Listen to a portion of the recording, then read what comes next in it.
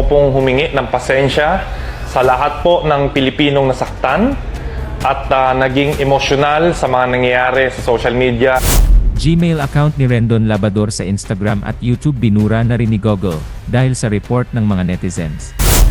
Isiniwalat ng kontrobersyal na motivational speaker na si Rendon Labrador na bawal na siyang gumamit ng Google Mail at restricted din siya sa Instagram. Kaya ang nasambit niya, saan ba talaga ako nagkamali?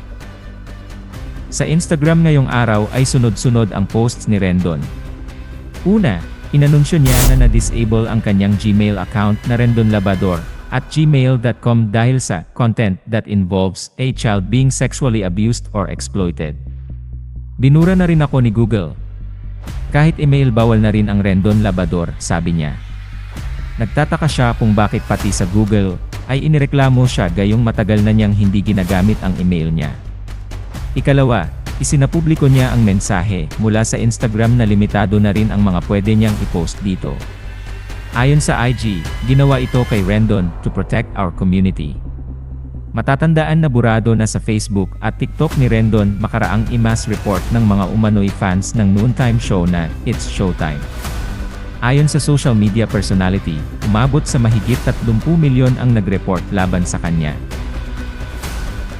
Dati, pinagbawalan din ang TikTok account ni Labrador dahil sa umano'y paulit-ulit na paglabag bago ang pag-disable ng kanyang Facebook page. Hindi niya inaasahan na hindi paganahin ng Meta ang kanyang pangunahin at pangalawang account.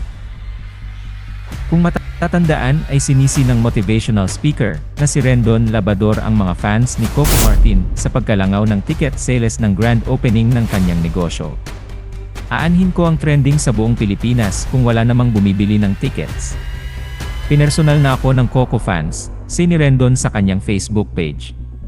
Sunod-sunod ang post ni Rendon sa kanyang nasaktong araw ng opening ng episode Bar Plus Kitchen. 0, as in wala raw kasing bumili ng ticket, kahit pa 1.2 milyon ang ginastos niya.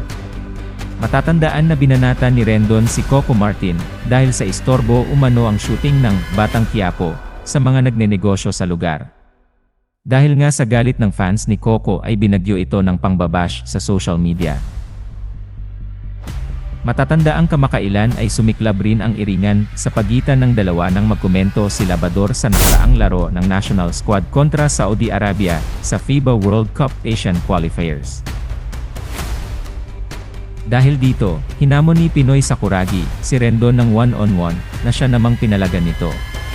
Sinabi ni Rendon na gigil na siya makaharap si Pingris. Anya pa, kung makakaharap niya raw si Pingris ay doon niya maipapakita ang kanyang potensyal.